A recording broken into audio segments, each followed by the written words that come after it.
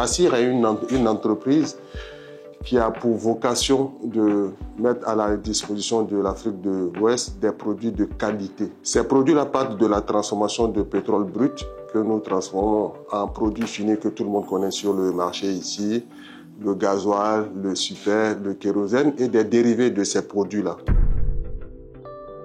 Avec l'impulsion du directeur général, M. Théotio Soro, nous avons démarré un ensemble de projets de digitalisation de l'ensemble de nos tâches qui consistent à transformer ce qui est manuellement fait par l'utilisation des outils de technologie. Pour cette transformation, nous allons partir déjà de la gestion des ressources humaines. On a essayé de faciliter tout ce qui est gestion, c'est-à-dire prise de congés, demande d'absence, mise à disposition des bulletins de paye. On a essayé de faciliter ces tâches-là qui constituaient un peu un élément administratif qui prenait beaucoup de temps. Mais pour venir au cœur du métier qui est le raffinage même, on a commencé à être une des premières des raffineries à numériser ou à mettre de la conduite numérisée de ces unités. C'est-à-dire, au lieu de se retrouver dans les colonnes, nous avons une salle de contrôle qui est numérisée, qui est informatisée, qui centralise l'ensemble du pilotage de ces unités-là. Un exemple qui est concret, je dirais une ouverture ou une fermeture de vanne qui constitue une tâche qui est quotidienne ici, est gérée numériquement à partir d'une salle de contrôle sans que l'être humain ait besoin de mettre de la force pour tourner physiquement cette vanne-là. Alors, pour rester dans le domaine du raffinage, nous avons ce que nous appelons les rondes des opérateurs. Ces rondes-là sont des relevés que des opérateurs vont sur le terrain pour pouvoir faire. Ils vont, ils prennent des niveaux, ils prennent des températures, ils prennent un certain nombre de données techniques qui permettent de piloter ou de savoir l'état de santé d'une unité par rapport à une autre. Et cette ronde-là qui se faisait manuellement, c'est-à-dire les opérateurs marchaient d'unité à unité avec des éléments qui leur permettaient de collecter ces différentes informations-là, se font maintenant via une tablette. Nous sommes à 75% de réalisation de ce projet, mais c'est un projet phare qui fait que tout se fait numériquement pour que la collecte et le traitement de ces données qu'il recueille puissent se faire automatiquement via des applications et tout un dispositif de gestion de données liées.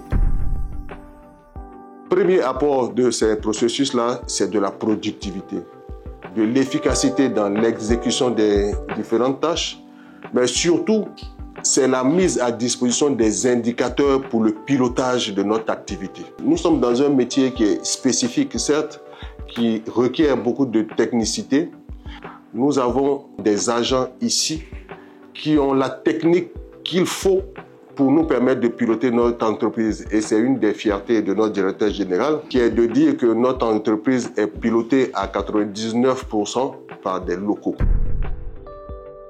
Le contenu local, c'est une stratégie gouvernementale qui permet de privilégier l'ensemble des entreprises qui sont situées sur notre territoire et surtout qui sont des entreprises nationales. Mais il y a des niveaux de responsabilité et il y a des graduations. Une tâche, une activité qui peut être exercée par une entreprise qui est locale, nous n'avons pas besoin d'aller au-delà de notre territoire ou de notre superficie pour acquérir cette compétence-là. Au niveau du raffinage, nous, l'expérience de la CIR a fait que nous avons des agents qui ont des niveaux de qualification tellement spécifiques et précises qui nous amènent à travailler beaucoup plus avec des personnes que nous avons ici. Ça, c'est le personnel dans un premier temps.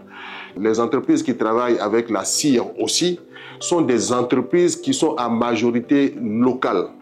Donc, nous entrons directement dans la politique du gouvernement qui nous demande pas de prioriser, mais d'amener les entreprises à compétences égales, de travailler avec celles qui sont de la Côte d'Ivoire. Et c'est ce que nous avons toujours fait.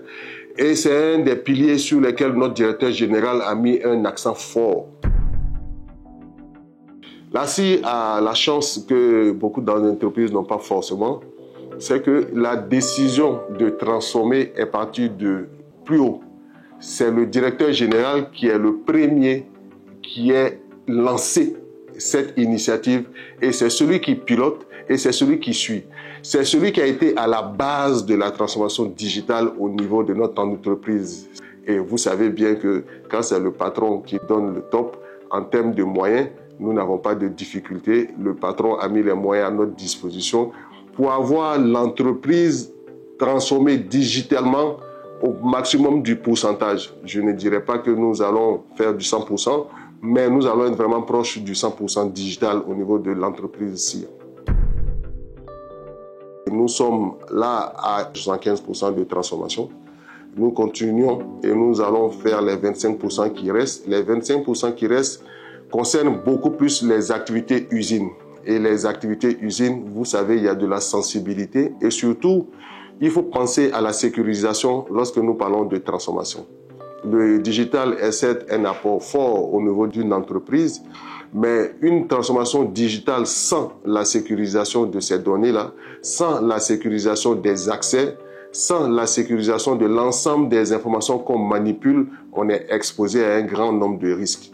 Et donc, pour ne pas tomber dans du risque, nous, au niveau de la direction informatique, nous avons décidé de mettre toute notre force sur la sécurisation des données que nous manipulons.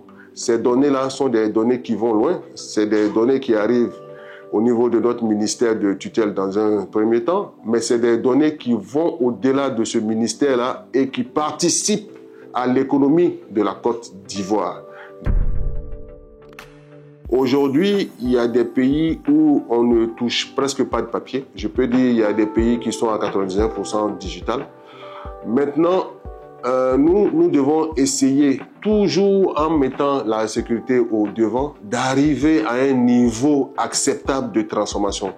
Et ce niveau acceptable-là passe par la contribution et l'implication de tout un chacun. On ne transforme pas sans les agents, on ne transforme pas sans les utilisateurs. On n'impose pas des outils aux utilisateurs.